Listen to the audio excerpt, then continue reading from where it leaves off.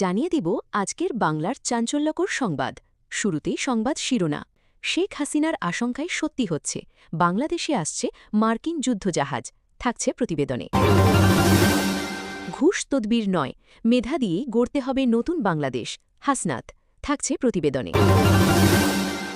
শাহ আলীর মাজারে হামলার ঘটনায় জামায়াত আমির শফিকুরের ক্ষমা চাওয়া উচিত ছাত্র ফেডারেশনের। থাকছে প্রতিবেদনে। শেখ হাসিনাকে প্রত্যর্পণের অনুরোধে ভারত সাড়া দেবে না, জয়। থাকছে প্রতিবেদনে। রাজনৈতিক অঙ্গনের নতুন মোড়, কবে দেশে ফিরবেন হাসিনা তা জানিয়ে দিল শুভেন্দু অধিকার। থাকছে প্রতিবেদনে। আওয়ামী লীগের কারণেই পানির ন্যায্য হিস্সা থেকে বঞ্চিত দেশের মানুষ, মির্জা ফখরুল। থাকছে প্রতিবেদনে। দেশের মানুষ ভয়াবহ একটি ফ্যাসিবাদের হাত থেকে মুক্তি পেয়েছে, মামুনুল হক। থাকছে প্রতিবেদনে। এতক্ষণ শুনতেছিলেন সংবাদ শিরোনাম, এখন বিস্তারিত। শেখ হাসিনাকে প্রত্যর্পণের অনুরোধে ভারত সাড়া দেবে না, জয়।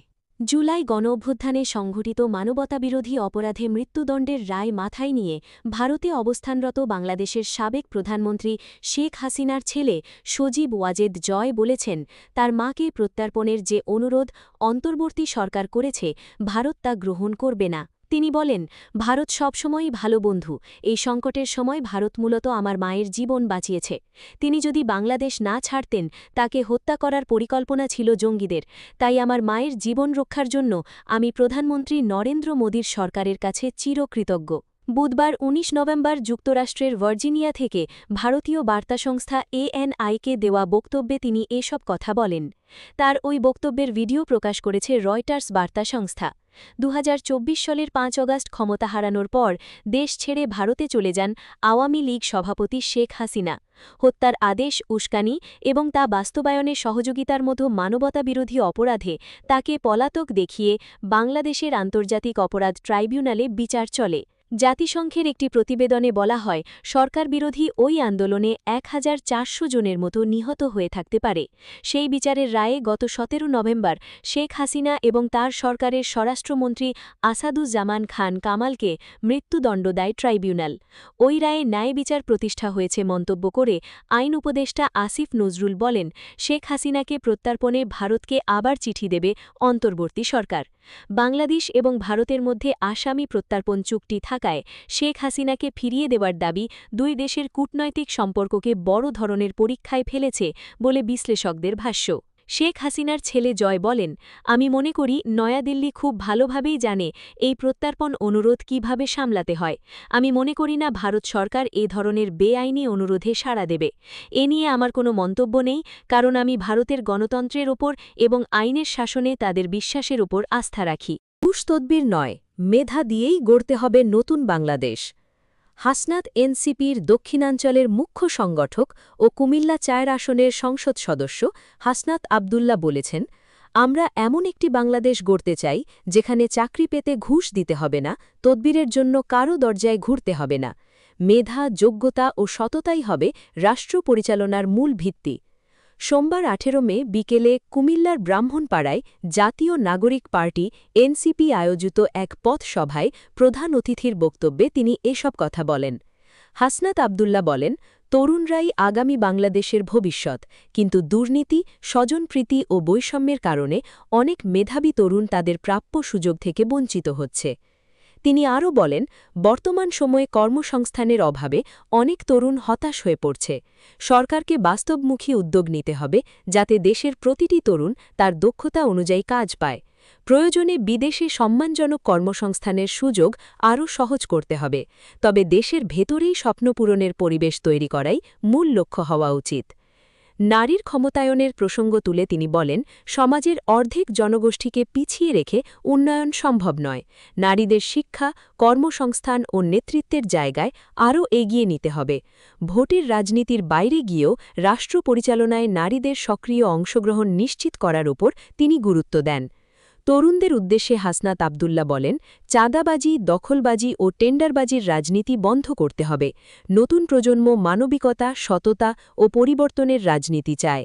সেই লক্ষ্যেই তারা নতুন রাজনৈতিক সংস্কৃতি গড়ে তুলতে চায়। সভায় সভাপতিত্ব করেন জাতীয় নাগরিক পার্টির ব্রাহ্মণপাড়া উপজেলা আহ্বায়ক জহিরুল হক সরকার।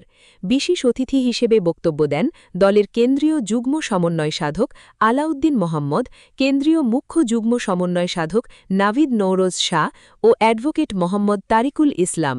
পথসভায় স্থানীয় নেতাকর্মী, ছাত্র যুবকসহ বিভিন্ন শ্রেণীপেশার বিপুল সংখ্যক মানুষ উপস্থিত ছিলেন।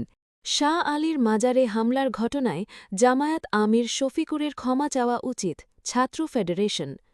রাজধানীর মিরপুরের শাহ আলীর মাজারে জামায়াত শিবিরের নেতৃত্বে হামলা হয়েছে বলে অভিযোগ করেছেন ছাত্র ফেডারেশনের কেন্দ্রীয় সাধারণ সম্পাদক সৈকত আরিফ। এ ঘটনায় জামায়াতে ইসলামীর আমির শফিকুর রহমানের জাতির কাছে ক্ষমা প্রার্থনা করা উচিত বলে মনে করেন তিনি। পাশাপাশি ক্ষমতাসীন বিএনপি সরকারের কাছেও এ হামলার ঘটনায় জড়িতদের বিচার দাবি করেছেন সৈকত আরিফ। সোমবার ১৮ মে ২০২৫ বিকেলে ঢাকা বিশ্ববিদ্যালয়ের রাজু ভাস্কর্যের পাদদেশে এক বিক্ষোভ সমাবেশে ছাত্র ফেডারেশনের সাধারণ সম্পাদক এ দাবি জানান। সারা দেশে মাজারে সংঘটিত হামলা হত্যাকাণ্ডের সঙ্গে জড়িতদের বিচার এবং আক্রান্ত দরগাহ, খানকা ও আক্রান্ত সম্প্রদায়গুলোকে রাষ্ট্রীয়ভাবে ক্ষতিপূরণ দেওয়ার দাবিতে এই কর্মসূচির আয়োজন করা হয়। ছাত্র ফেডারেশনের সাধারণ সম্পাদক বলেন, অন্তর্বর্তী সরকারের মৌন সমর্থনে জুলাই পরবর্তী সময়ে আমরা সারা দেশে অসংখ্য দঙ্গলবাজির ঘটনা দেখেছি।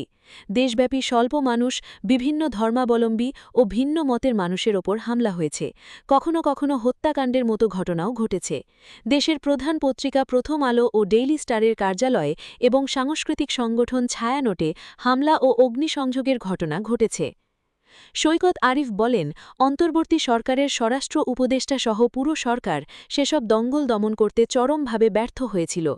ত্রয়োদশ জাতীয় সংসদ নির্বাচনের পর বর্তমান সরকারের স্বরাষ্ট্রমন্ত্রী সালাউদ্দিন আহম্মদ বলেছিলেন, আর কোনো দঙ্গলবাজির ঘটনা ঘটবে না। কিন্তু অত্যন্ত উদ্বেগের সঙ্গে লক্ষ্য করছি, বর্তমান সরকারও দঙ্গল দমাতে ব্যর্থতার পরিচয় দিচ্ছে। ছাত্র ফেডারেশনের সাধারণ সম্পাদক বলেন, অবিলম্বে মিরপুরের শাহ আলীর মাজারে হামলাকারীদের বিচার এবং অন্তর্বর্তী সরকারের আমলে প্রতিটি দঙ্গলবাজির ঘটনার সুষ্ঠু তদন্ত ও বিচার করতে হবে। তিনি বলেন, মিরপুরের শাহ আলী মাজারে জামায়াত শিবিরের নেতৃত্বে হামলা হয়েছে বলে পুলিশ ও মাজারের মানুষেরা জানিয়েছেন। এ ঘটনায় জামায়াত আমিরের জাতির কাছে ক্ষমা প্রার্থনা করা উচিত। ছাত্র ফেডারেশনের কেন্দ্রীয় কমিটির সদস্য আরমানুল হকের সঞ্চালনায় সমাবেশে অন্যান্যদের মধ্যে সংগঠনের সাবেক সভাপতি গোলাম মুস্তাফা, ঢাকা বিশ্ববিদ্যালয় শাখার সভাপতি সজীব হোসেন, ঢাকা মহানগর শাখার আহ্বায়ক আল আমিন রহমান, নারায়ণগঞ্জ জেলা শাখার সভাপতি সাইদুর রহমান, সুরেশ্বরী দরবার শরীফের প্রতিনিধি হাবিবুর রহমান, সংগঠক মাহাথির মোহাম্মদ প্রমুখ বক্তব্য দেন।